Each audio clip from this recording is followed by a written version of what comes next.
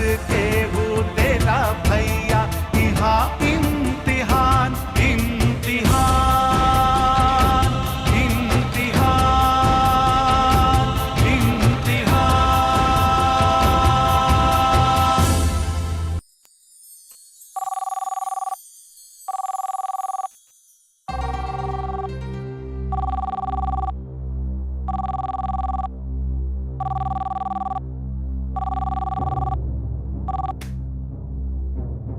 Hello, कौन कौन बोल रहा है?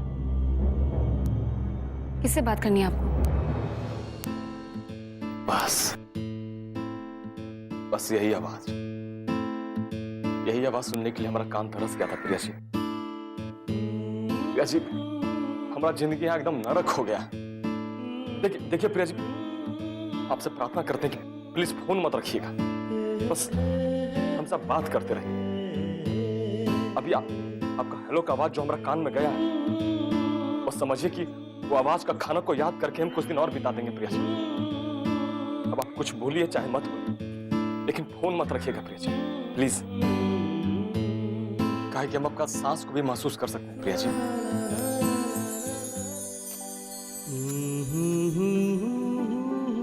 क्या सोच रही है प्रिया जी? देखिए प्रिया जी, हम भले जान लूंगा, लेकिन आपको कभी भी भूल नहीं पाएंगे।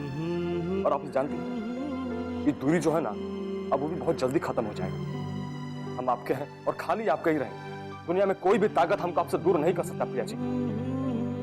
देखिए, अभी आपका लंबा सांस छूटा ना, यही तो हम कहते हैं कि अगर किसी को जानना है तो उसका सांस का रास्ता से जानो। हाँ, कहें कि सांस कभी झूठ नहीं बोलता है प्रिया जी। और आपको एक बात पता है, अगर आपको किसी को अच्छा तरह से समझना है तो उसको देखो पारदर्शी कांच की तरह समझिए, फिर आपको उसका दिल का आर पार सब कुछ साफ साफ दिखाई दे जाएगा प्रिया जी। हम तो आपको कब से ऐसे दिखते आ रहे हैं, पता नहीं आप हमको ऐसा काहे नहीं देख पाते। हम अपना तन मन सब कुछ आप पर निछावर कर चुके हैं प्रिया जी। अरे ऐसा क्या कर रही है? हमारा बेचैनी आपको समझ में नहीं आ रहा है? हम सच्चा मन से आपसे बात कर रहे हैं। हम यहाँ बहुत तकलीफ में है प्रिया जी, फिर भी आपको याद कर करके जी रहे हैं। प्रिया जी, आप ही कुछ बोलिए ना, खाली हम ही बोलते रहेंगे। हाँ, कुछ बोलिए ना प्रिया जी, छोड़िए, जाने दीजिए। अच्छा एक बात बताइए प्रिया जी, ये हम कहा सुन, हमारा आदमी सब बता रहा था कि साला डीएम का बेटा आजकल आपका घर का बहुत चक्कर लगाने लगा। क्या रहा हूं? आपका डोरा डाल रहा है क्या? लेकिन आप उसका बाद में मत आइएगा, हम बता दे रहे हैं। ये तो आप जानती है ना कि हम ये बर्दाश्त नहीं कर पाएंगे, और वैसे भी आज नहीं तो कल हम पटना आ ही जाएंगे। और जिस दिन हम उसको आपके साथ देख लिए तो उसको साला सीधा शमशान घाट का रास्ता दिखा देंगे। बात उसको भी अच्छा तरह से समझा दीजिएगा, समझ गई ना? हेलो हेलो हेलो,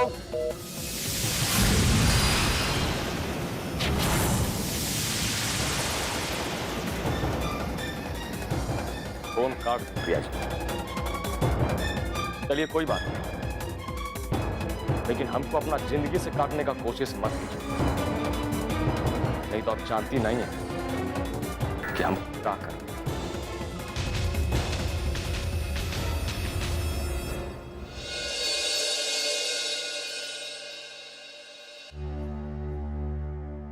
दादा, बाबूजी रुआ के जौन कुछ भी कहला हूँ ओकरा हम माफी मांगत। हाँ संजय, ये तू का कहत है? अरे तोहर बाबूजी के चिंता कइल जायज बा, लेकिन दादा उनको तो इतना सब कुछ नहीं बोले के चाहिए। तो केकरा से कहिए? तू लोग हमरा संगे रहत है, वो समझे तरन कि हम तू लोग के गार्जियन बने। कुछ उल्टा सीधा होगी तो हमरे नु जवाब देने की पड़ी। हाँ, अगर तू लोग बड़का आदमी हो जाइबा तो एकर क्रेडिट भी हमरे मिली। ऐसे तू लोग के हम समझावे नहीं, कोनो उल्टा सीधा बात कह के माई बाबू के दिल मत दुखाई। जी दादा, दादा एगो बात पूछे करें, श्री रमुआ जेल से फरार भइल बा कि भगावल गइल? हाँ दादा, ओकरा फरार भइला में कोनो चालता ना रहे। ये समय तो हम कुछ न कहो। लो रुको, हम एसपी से बात करत हनी।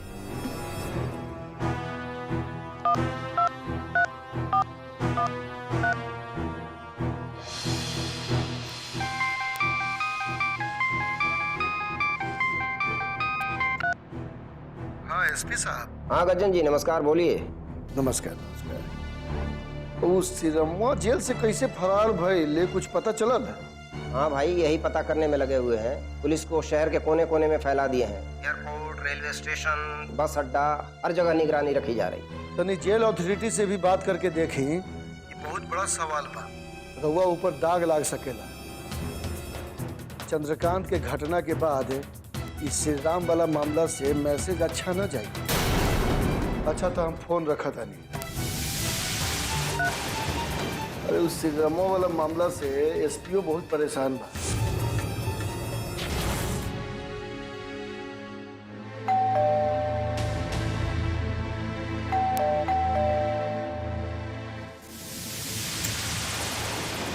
पूनम, क्या बात है प्रिया? तुमने तुरंत फोन करके क्यों बुलाया मुझे? और आंटी नहीं है क्या? तुम अंदर आओ, मैं बताती हूँ।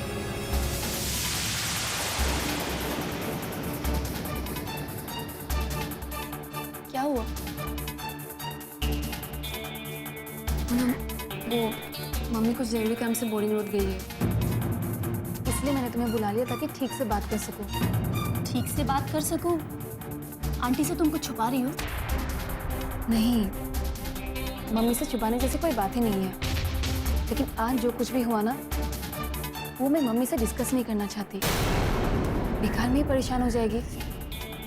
प्रिया, मुझे कुछ समझ में नहीं आ रहा है। ये पहेली मत बुझाओ, बात बताओ क्या है? पूनम, आज सुबह चंद्रकांत का फोन आया था। क्या? उसने कुछ तुमसे उटपटांग बातें की? नहीं, पहले तो उसकी आवाज एकदम रोने जैसी थी। मैंने पहली बार उसको इतने बिलखते हुए देखा। वो अपने परेशानियों के बारे में बोल रहा था और बाद में राहुल को उल्टा सीधा बोलने लगा। राहुल के बारे में वो उल्टा सीधा क्यों बोल रहा था? पूनम, वो समझ रहा है कि राहुल मेरे नजदीक आ रहा है।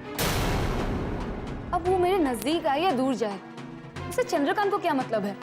मेरी निजी जिंदगी से उसका कोई लेना देना नहीं है। पता नहीं क्यों ऐसे पेश आ रहा है वो।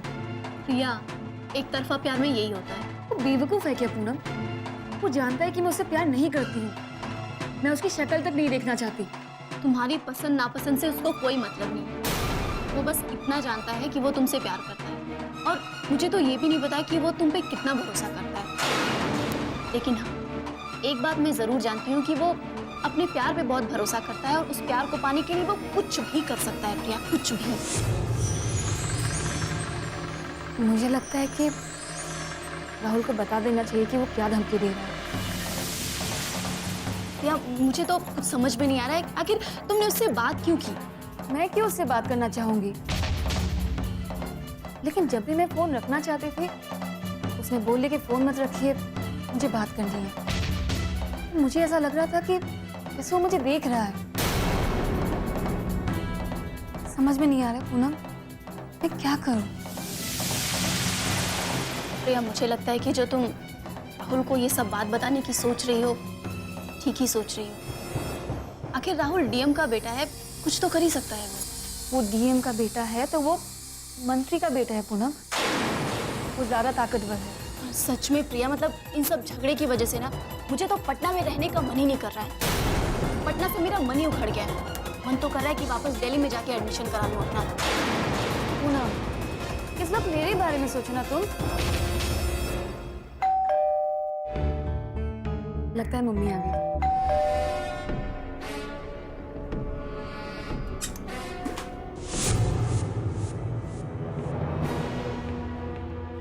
राहुल, तुम? क्या बात है प्रिया, तुम ऐसे चौंक क्यों गई? मेरा आना तुम्हें अच्छा नहीं लगा क्या? अरे नहीं बाबा, ऐसी कोई बात नहीं है। अंदर आओ ना। और क्या बात है, इतना परेशान क्यों दिख रही हो? बैठो, बताती हूँ।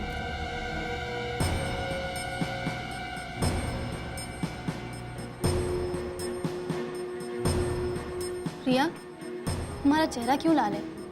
गुस्से से या फिर शर्म से? पूनम, मैं मजाक सोच रहा है ना? अरे नहीं बाबा, मैं तो बस तुम्हारी चुप्पी तोड़ना चाहती हूँ। और राहुल, हेलो, तुम क्यों इतने सीरियस हो? उस चंद्रकांत के बारे में सोच रहे। इतने अच्छे घर का लड़का है, लेकिन उसके चाल ढाल देख, न बात करने का ढंग, न उठने बैठने का ढंग।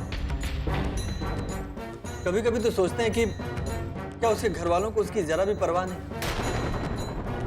कि अगर उससे 20 कोई इंसान उससे मिल गया तो उसकी क्या हालत होगी। राहुल, जानते तो वो लोग भी होंगे, लेकिन वो कर क्या सकते हैं? इतना वो मनबड़ हो गया है कि कुछ भी करेगा। उसे तो अपने बाप का भी ख्याल नहीं है, और अगर ख्याल होता ना तो ये सब गंदी और ऊंची हरकतें नहीं करता वो। हमें तो लगता है क्या जिस रास्ते पर चंद्रकांत है, उसके लिए जितना वो खुद दोषी है, उससे कहीं ज्यादा उसके माँ बाप दोषी है। बिल्कुल सही कह रहे हो। मुझे भी ऐसा ही लगता है कि चंद्रकांत का बचपन ठीक ठाक नहीं रहा होगा। इतने पढ़े लिखे, इतने धनी परिवार में है, लेकिन हरकतें इतनी गंदी हैं कि क्या बताऊं। अपनी इसी हरकतों की वजह से ना पूरे शहर में बदनाम है वो। खैर छोड़ो, उससे हमें क्या लेना। जो जैसा करेगा वैसा उसे फल भी भोगना पड़ेगा। लेकिन राहुल, ऐसे लोग अक्सर दूसरों के लिए खतरा बने रहते हैं, और वो तुम्हें अपना निशाना बनाना चाह रहा है। प्रिया, अगर ऐसे लोगों की गीदड़ भभकी से हम डरने लगे तब तो रह लिए पटना में। बस एक बात हम अच्छी तरह से जानते हैं कि अगर हम सही हैं और सही रास्ते पर हैं तो हमें ऐसे लोगों से डरने की कोई जरूरत नहीं। राहुल, तुम्हारी बात से मैं सहमत हूँ, लेकिन उसका क्या? तुम्हें तो पता है ना वो कितना सनकी और पागल है। वो अपने प्यार को पाने के लिए कुछ भी कर सकता है। उसे तो अपने बाप के ओहदे का भी ख्याल नहीं है, बल्कि उल्टा वो उसका गलत इस्तेमाल करता है। कब तक करेगा? आखिर कानून नाम की भी कोई चीज होती है, और जिस दिन कानून की गिरफ्त में वो फंसा, बाप बाप करने का भी समय नहीं मिलेगा उसे। एक बात बताएं पुनः, हमें सिर्फ बोल वचन की रासलीला का शौक नहीं, जरूरत पड़ने पर रावण के संहार की रामलीला भी कर सकते। क्या होता है कि अक्सर जो इंसान शांत रहता है उसको लोग अंदर से डरा हुआ समझ लेते हैं, जबकि वो अंदर से डरा हुआ नहीं होता। वो सिर्फ अनर्गल क्षणों को टालने की कोशिश करता है। बस चलो, हमारे दिल का बोझ उतर गया, और तसल्ली भी हो गई कि ऐसे जानवर के सिंग हम मिलके पकड़ सकते हैं। बिल्कुल। अब तो हंस दो।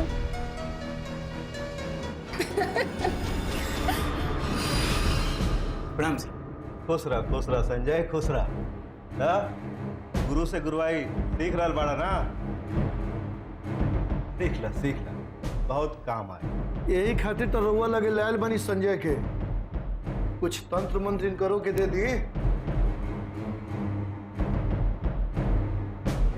बाकी गज्जन जी, तारा चेहरा पे तो बहुत संतोष लौकत बा। अरे तो हम कोनो कुर्सी पर बैठल बानी कि राजकाज की चिंता रहे।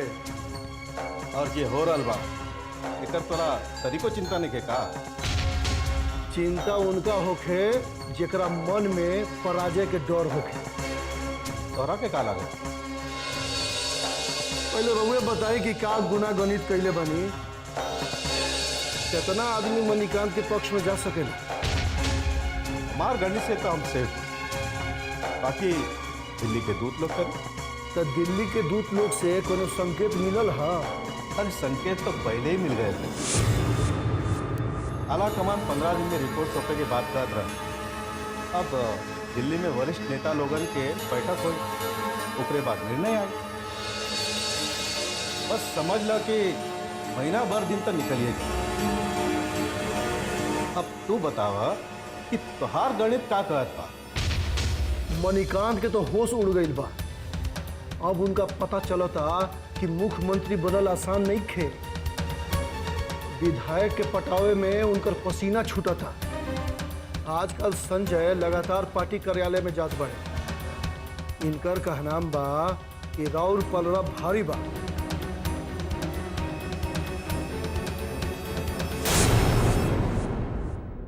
अगर इस बार सरकार नहीं बदली तो हम सड़क पर आ जाएं। मणिकांत जी की इस मुहिम में हम अपना सब कुछ दांव पर लगा चुके हैं, पूरा बैंक खाली कर चुके हैं। सरकार तो 2 दिन में गिरने वाली थी, पार्टी आला कमान ने अपना पेज फंसा दिया। इसलिए तो कह रहे हैं ना कि सब कुछ उल्टा पुल्टा हो रहा है। कौन आंदोलन की बात करते रहो हो? MCMJB आंदोलन। जेबी आंदोलन के चक्कर में कहीं संजय तो नहीं पड़ल? अरे ना चाचा, वो ऐसा वैसा काम ना कर ले। और पढ़बो ना करी हैं, कहे कि जहाँ उनकर ब्याह ठिकले रही नु, फिर से बात आगे बढ़ावे खातिर शिव बच्चन के भेज दिले बने। आपको यहाँ आपकी केमिकल फैक्ट्री के सिलसिले में बुलाया गया है। उस फैक्ट्री के खिलाफ काफी गंभीर शिकायत आई है। आपकी फैक्ट्री से जो वेस्टेज निकल रहा है उससे गंगा का पानी प्रदूषित हो रहा है। लेकिन इससे पहले तो कभी कोई शिकायत नहीं आई। पहले भी शिकायत आई थी मोदी जी, ये देखिए शिकायत पत्र।